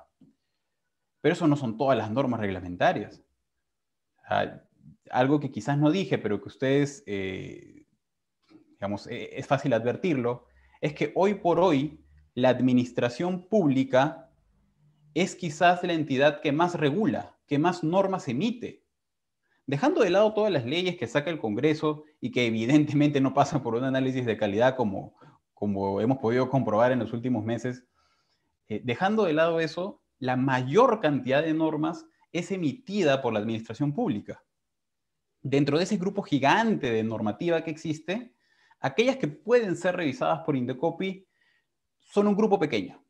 Por poner solo un ejemplo muy importante, las normas que regulan los procedimientos sancionadores. Como ustedes saben, hoy por hoy, prácticamente cada entidad pública a la que se le haya otorgado una potestad para sancionar, entidades del Poder Ejecutivo, gobiernos locales, gobiernos regionales, etcétera, etcétera, todas tienen una potestad normativa para diseñar su propio procedimiento sancionador. Esas normas infralegales, reglamentarias, no pasan por análisis de calidad regulatoria, están excluidas del análisis de calidad regulatoria. Y tampoco son controlables por la Comisión de Eliminación de Barreras Burocráticas. Entonces se escapan de este sistema que parecía perfecto, de este sistema que parecía cerrado. Se escapan de ese análisis. Entonces ahí tenemos también otro problema. ¿Y a qué se debe, en mi opinión, este problema que existe, pero que no se explota mucho? O por lo menos cuya solución no se busca, o por lo menos no se evalúan todas las soluciones. Tradicionalmente, en el derecho administrativo, área del derecho a la cual dedico mi estudio, se conocen dos tipos de controles jurídicos: controles internos y controles externos. Entonces, el control interno es básicamente que yo permito que la administración pública se corrija, que ella misma evalúe si está actuando bien, tanto cuando emite actos administrativos como cuando emite regulación. Y el control externo es cuando se lo otorga a un tercero, evidentemente en este caso el Poder Judicial, que es quien puede revisar la calidad regulatoria o la calidad reglamentaria, que puede revisar la legalidad en buena cuenta de los reglamentos. ¿Ya? Entonces tenemos un control interno y un control externo. Como ustedes se habrán podido dar cuenta, se darán cuenta además si es que se ponen a revisar bibliografía al respecto, casi todos nuestros esfuerzos están dirigidos a hablar sobre el control interno de la administración pública, sobre el control interno de la calidad reglamentaria. Todos nuestros esfuerzos, porque por eso hablamos del análisis de calidad regulatoria, el análisis de impacto regulatorio, el proceso de eliminación de barreras burocráticas, la fiscalización administrativa, los recursos administrativos, todos estos mecanismos que sirven de una u otra forma para que la administración se autocontrole. Todos nuestros esfuerzos están en el control interno. Y me atrevería a decir que prácticamente ningún interés se le ha dedicado al control externo de la administración pública y sobre todo al control externo de la calidad reglamentaria. ¿Cuál es el mecanismo mediante el cual tú controlas la calidad reglamentaria de forma externa? Solo tenemos uno, la acción popular, ¿no? Bueno, no solo es uno, tenemos amparos contra normas autoaplicativas, pero bueno, digamos que el mecanismo por excelencia es la acción popular. Sobre la acción popular, tal cual como está regulada, no se ha tocado hace años. Nadie se ha puesto a pensar, nadie se ha puesto, ni académica ni prácticamente, ni pragmáticamente, se ha puesto a evaluar, oye, ¿funciona la acción popular? ¿Por qué no se usa la acción popular? ¿Hay algo que mejorar en la acción popular?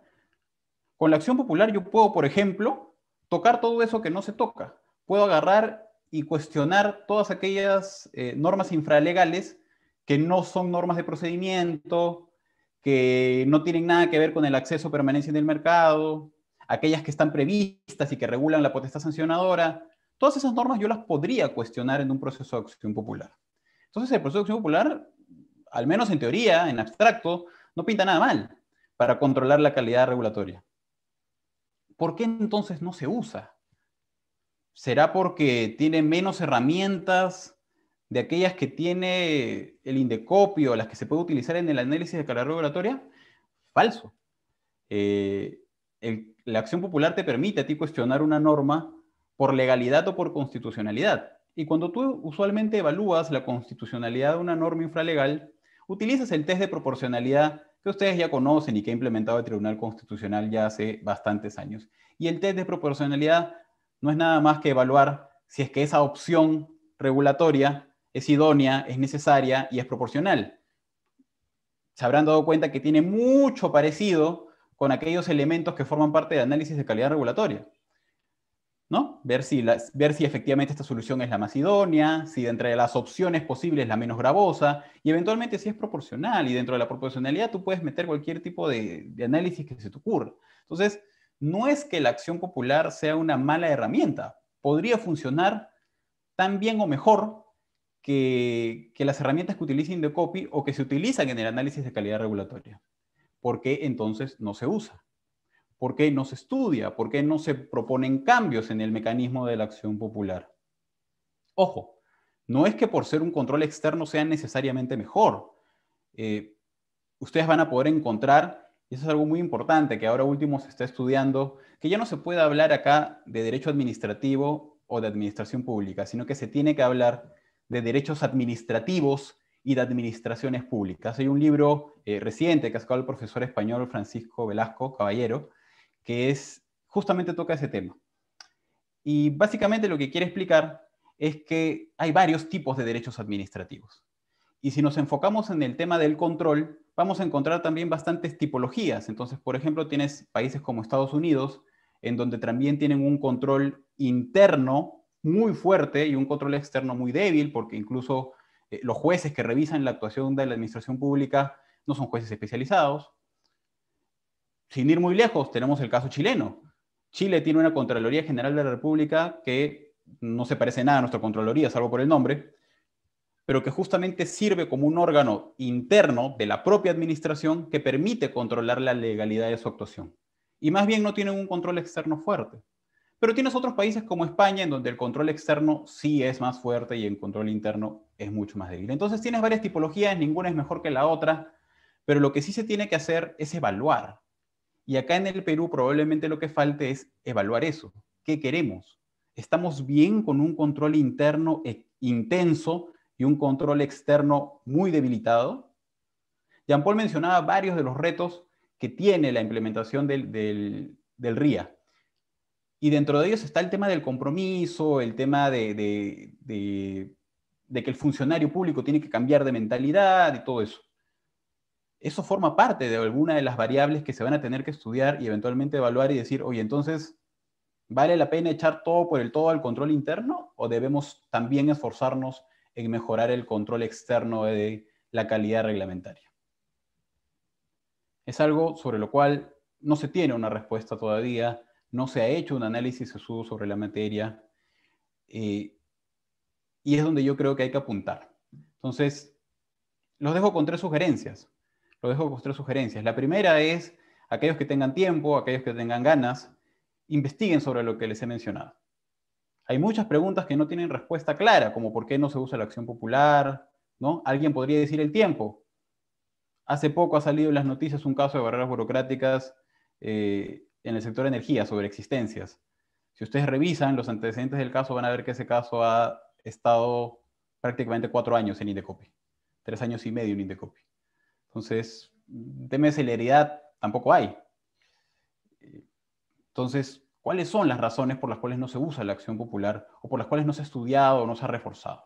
Es una primera sugerencia, ¿no? Investigar ese punto, investigar si efectivamente el control interno está funcionando, tanto en Indecopi como en los organismos reguladores. Aprovechemos que el análisis de impacto regulatorio se está utilizando en los organismos reguladores y veamos ahí, en un lapso de tiempo, si ha funcionado o si se está utilizando bien o si hay sesgos o cosas que mejorar, pero ya en la práctica, ¿no? Ya en los hechos, ya en la implementación. Una segunda recomendación o sugerencia que les brindo es que se estudie, o mejor dicho, se evalúe la conveniencia de que los jueces que ven los temas de la acción popular estén también entrenados en las mismas herramientas.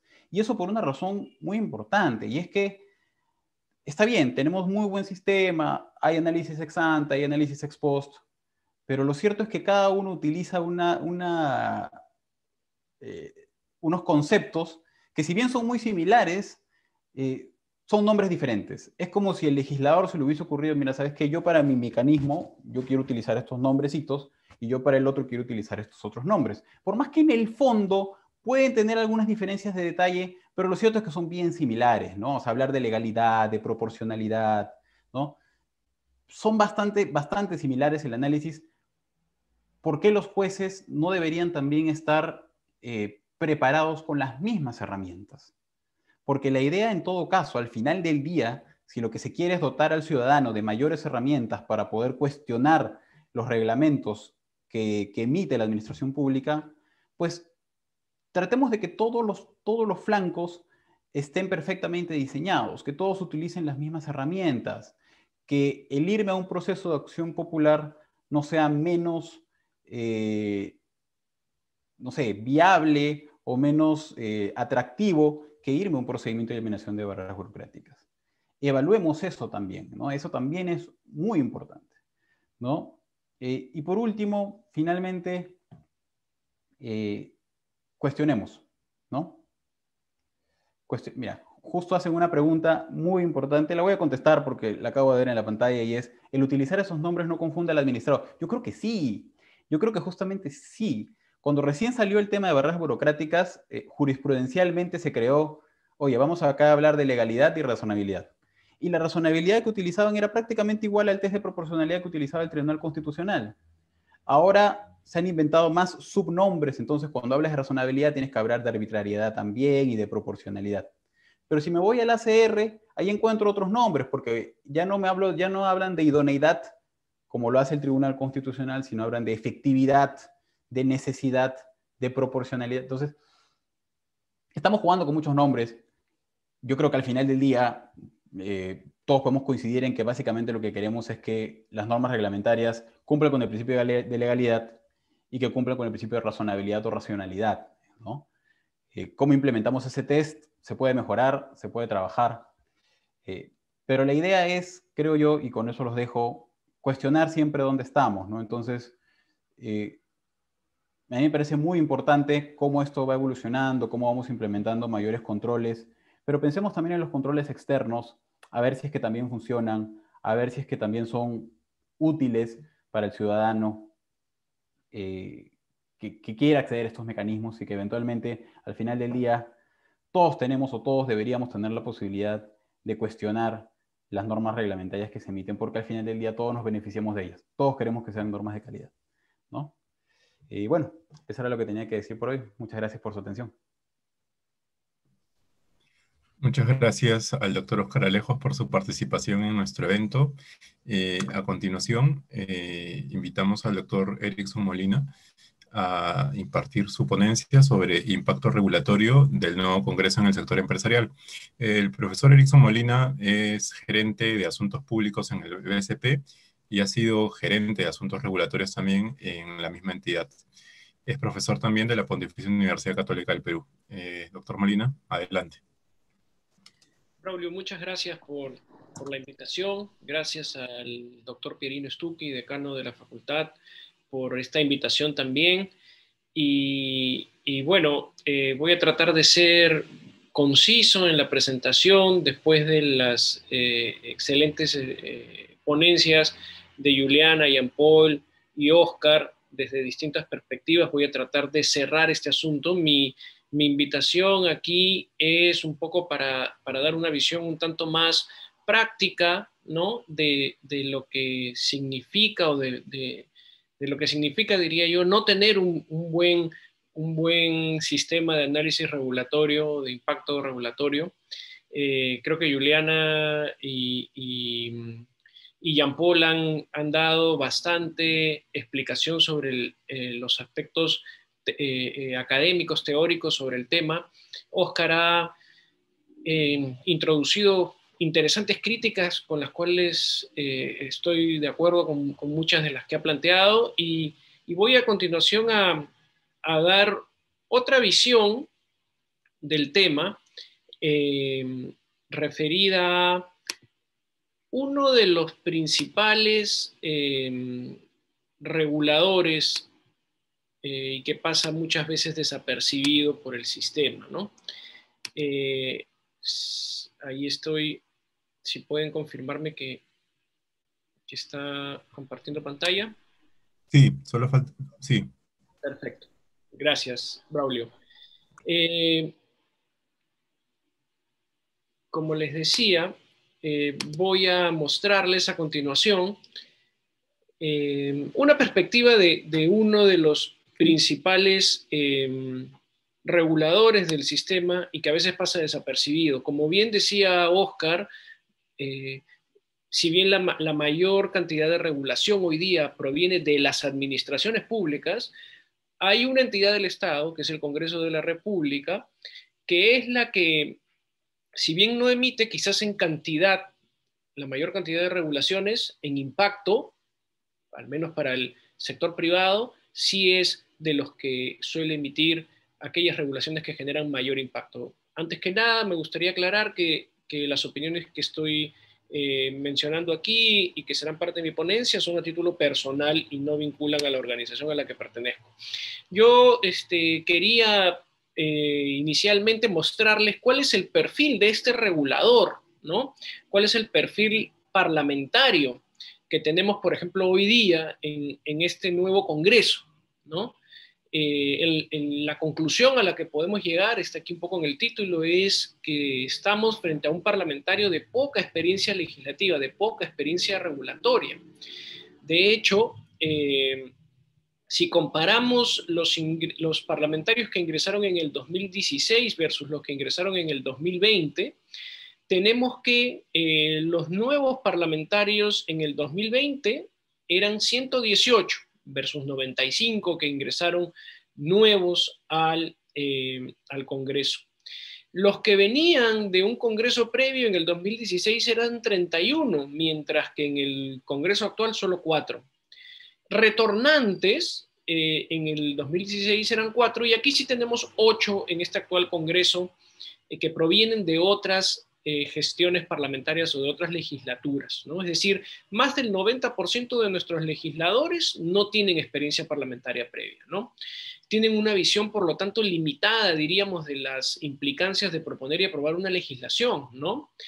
Y desgraciadamente priman consideraciones ajenas a esta responsabilidad parlamentaria, como son, por ejemplo, las expectativas electorales en una reelección en un parlamento andino, en una futura elección regional o municipal, ¿no? A todo esto debemos sumarle un factor muy importante respecto del próximo Congreso que tendremos y al próximo legislador. Estamos hablando de un próximo Congreso que experimentará los frutos de la medida aprobada en el último referéndum, que es la no reelección de congresistas, ¿no? Y entonces nos preguntamos si nuestros legisladores que emiten las regulaciones de mayor rango en el ordenamiento, novatos en su mayoría y en futuros congresos, incluso sin la posibilidad de una reelección inmediata, podrán tener en consideración todos estos aspectos de calidad regulatoria, de impacto regulatorio que han explicado las ponencias anteriores y que son muy importantes para las leyes que se emiten diariamente, ¿no? Continuando con este perfil parlamentario que estaba un poco mostrándoles, hubo una encuesta que hizo la consultora 50+1 a la mayoría de parlamentarios que ingresaron al Congreso 2020-2021, la realizó a un grupo de 50 congresistas, ¿no? Y elaboró un índice que refleja las posturas sobre la economía y las libertades sociales, para más o menos entender cuál era la posición de este nuevo Congreso políticamente, ¿no? La composición de los congresistas del Congreso. En el eje vertical, por ejemplo, vemos un grado de acercamiento o alejamiento respecto del conservadurismo o los liberales, ¿no? Donde conservadores 1 y liberales 10. Mientras que en el eje horizontal vemos su posición sobre la economía, donde 1 es una posición más estatista y 10 es una posición pro mercado, ¿no?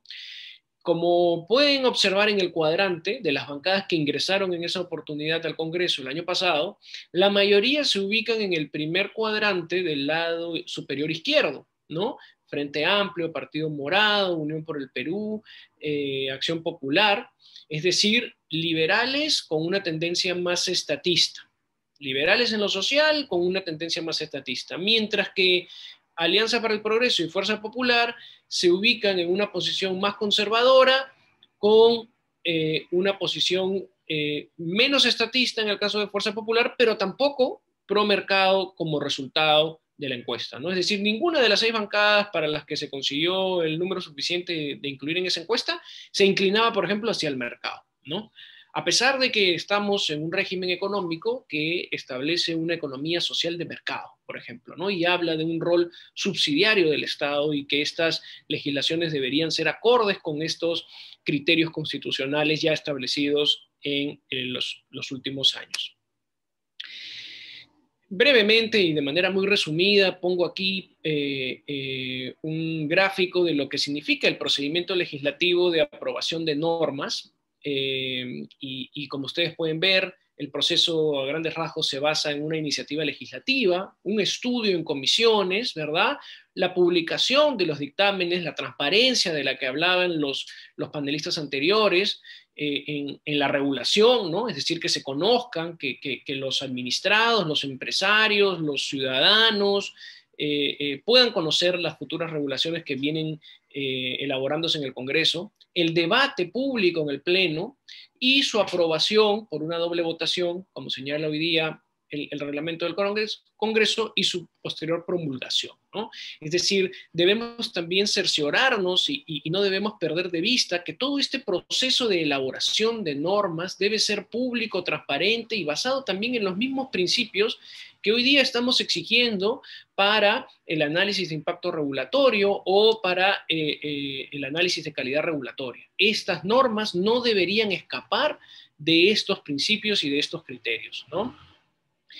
Sin embargo, la inexperiencia, la presencia de una agenda electoral, ¿no? Nacional, subnacional, la presión pública, el populismo que veía que comentaban ahí en el chat, ha hecho que en el Congreso actual, por ejemplo, los plazos, la transparencia, la publicidad de la elaboración de normas se relaje, ¿no? Estos filtros se relajen, ¿no?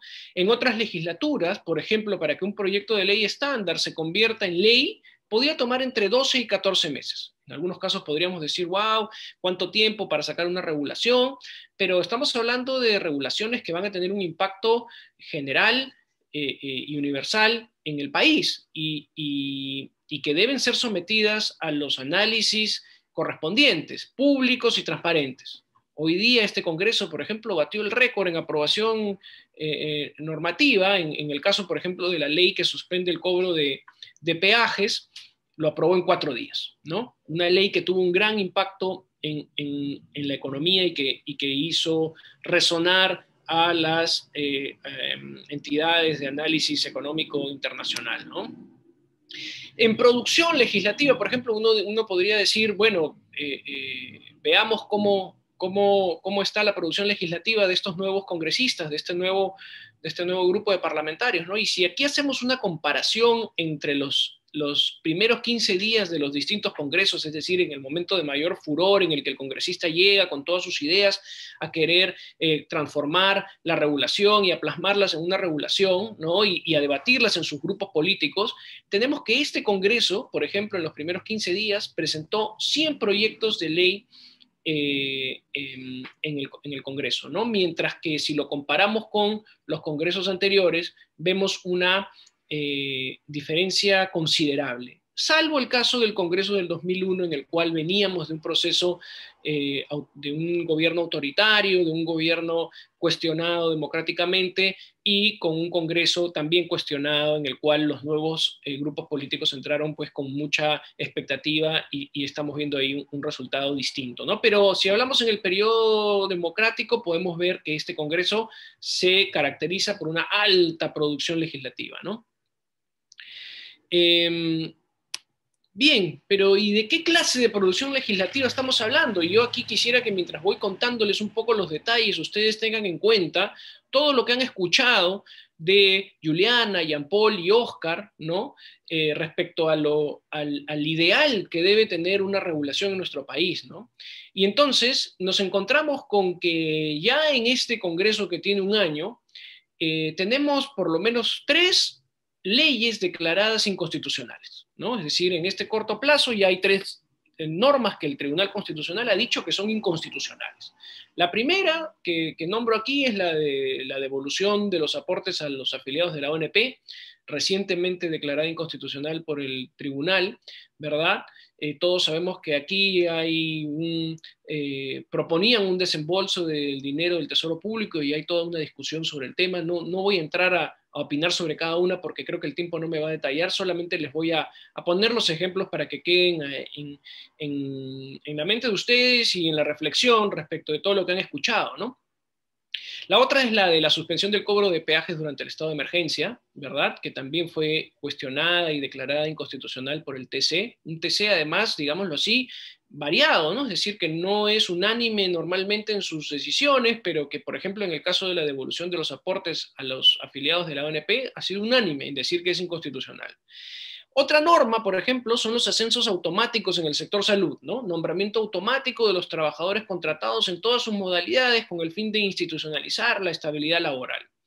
Y por último, la formalización de autos colectivos. Esta no ha sido declarada inconstitucional, pero ya se ha anunciado y se ha presentado la demanda de inconstitucionalidad por parte del Poder Ejecutivo. Yo quiero que aquí recuerden un poco los comentarios que hacían los expertos que me han antecedido, y estamos hablando en muchos de los casos en seguramente buenos objetivos, buenos fines, ¿no? Es decir, otorgar una ayuda económica en el caso de la pandemia a muchas personas que no han obtenido pensión a pesar de haber aportado a la ONP, es seguramente un fin valioso, es un fin que genera bienestar social.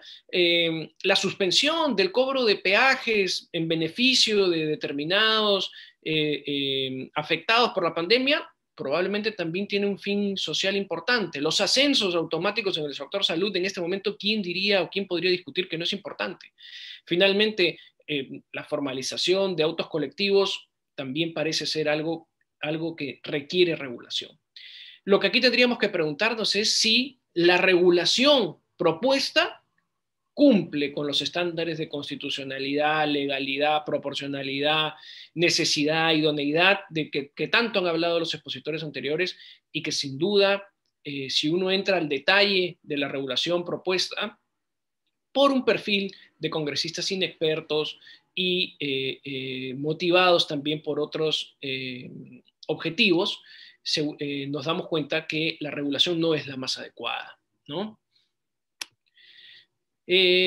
Luego, tenemos también, a pesar de que nuestra economía, nuestra constitución, nuestro régimen económico no permite el control de precios, y a pesar de haber pasado ya por experiencias muy ingratas respecto a lo que el control de precios genera en el mercado, y quizás por mi vinculación con el sector empresarial he traído también ejemplos de este tipo de regulaciones que, insisto, si vemos el objetivo, seguramente el objetivo es muy positivo, pero preguntémonos si la regulación es la más idónea o la más adecuada para obtener o cumplir esos objetivos que se buscan, ¿no? La cuestionada ley que prohíbe el acaparamiento, especulación y adulteración de productos, que modifica el Código de Protección al Consumidor, ¿no? Fue observada por el Ejecutivo, por el Ministerio de Economía, y pese a eso publicada por el Congreso por insistencia, ¿no? Esta norma lo que genera es una falta de predictibilidad para el sector privado y el riesgo de poder ser considerado una especulación cualquier aumento de precios en muchas circunstancias, ¿no? Los topes a las tasas de interés a los bancos, que claro, también yo represento una entidad financiera y bueno, no voy a entrar a muchos detalles sobre el tema, pero podría sonar muy interesante y muy añorado por mucha población que seguramente en estos momentos la está pasando muy mal, pero preguntémonos quiénes son las entidades que tienen el mayor monto en tasas de interés. No son los grandes bancos son los que tienen las menores tasas de interés. Las entidades microfinancieras y que tienen un público, un mercado objetivo, aquellos informales que están pasando a la formalidad, son los que ingresan con mayores tasas porque tienen que ganar un récord crediticio y poco a poco van ingresando al sector financiero, a la formalidad. Establecer topes lo que hace es impedir que estos informales puedan ingresar a través de cajas financieras, microfinancieras, a la formalidad. Los límites a las pensiones escolares en emergencia sanitaria, igual, más control de precios, ¿no? Es decir, no quiero que se pague mucho por el sector educación en plena pandemia, pero ¿y dónde queda la calidad sobre el tema, ¿no? Lo mismo con el sector salud, también acaba de aprobarse el día de hoy un proyecto de ley que establece un control indirecto de los servicios de salud en el sector privado. Y tenemos también hoy día la norma que aprueba el control de fusiones, por ejemplo, que establece ciertas reglas muy cuestionadas también por el sector privado, que no cuestionan en sí, en la mayoría de casos, la existencia de una regulación, pero, por ejemplo, establece ciertos topes o ciertas umbrales que, a pesar de cumplirlos, igual posteriormente, por el ánimo de la administración, puedo someter a fiscalización y supervisión esa operación que no pasaba esos umbrales, ¿no? Y que hoy está muy, muy cuestionado. Estamos en plena reforma del sistema de pensiones y todo esto está hoy día en proyectos de ley, y así tenemos también algunos temas de reforma del régimen tributario. No voy a continuar por el corto tiempo que tenemos con todo el listado que traía por aquí de proyectos de ley, pero sí me gustaría centrarme finalmente en las posibles soluciones, ¿no? Una escapa, creo, al ámbito de este conversatorio, de este seminario, que es la mejora de los partidos políticos, la mejora de los candidatos de estos partidos, la mejora, tener mejores congresistas, pasa por una reforma política, por una reforma electoral, ¿verdad? Que no es el ámbito de aplicación de este, o del tema de este seminario. Y otro aspecto que se discute en el ámbito académico es el de mejores leyes, ¿no? El de mejores leyes. ¿Y cómo hacer esto de las mejores leyes?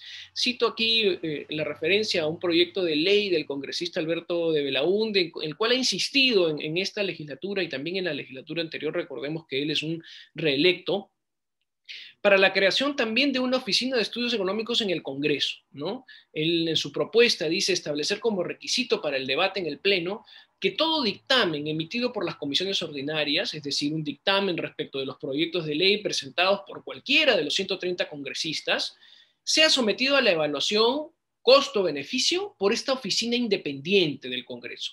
¿Qué es lo que ocurre hoy en día? Hoy en día yo, si fuera congresista, presento mi proyecto de ley y yo hago mi análisis costo-beneficio en función a mi leal saber y entender.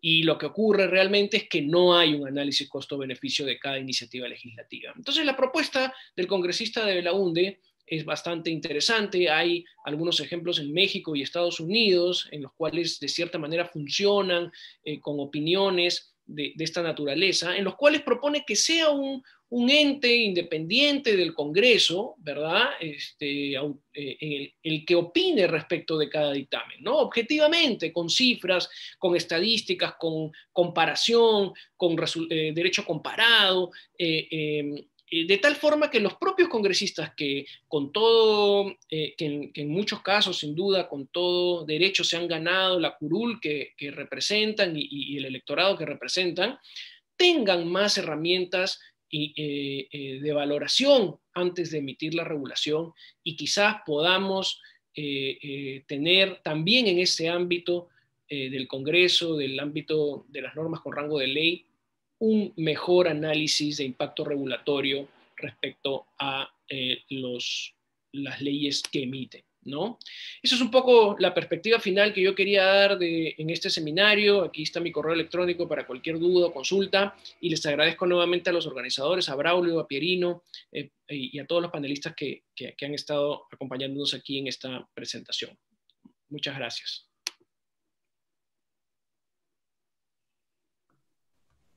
Muchas gracias, Erickson, por tu disertación, súper claro. Y bueno, con esto queremos agradecer a todos los ponentes del día de hoy, a Juliana Paredes, a Jean-Paul Calle, a Óscar Alejos y a Erickson Molina, quien acaba de disertar, por su participación en este evento organizado por la Facultad de Derecho y Ciencia Política de la Universidad Norbert Wiener. Les agradecemos también a todos los asistentes su participación activa a través de las preguntas que han sido varias de ellas absueltas por nuestros ponentes. Y con esto damos por cerrado nuestro evento esta noche. Les agradecemos mucho a los ponentes por su presencia y participación, y les agradecemos también a ustedes, a los alumnos, profesores e invitados, su participación y asistencia a nuestro evento. Muchas gracias a todos. Que tengan muy buena noche. Muchas gracias, Óscar, Erickson, Jean-Paul, Liana. Gracias. Muchas gracias a todos. Muchas gracias. Que estén muy bien.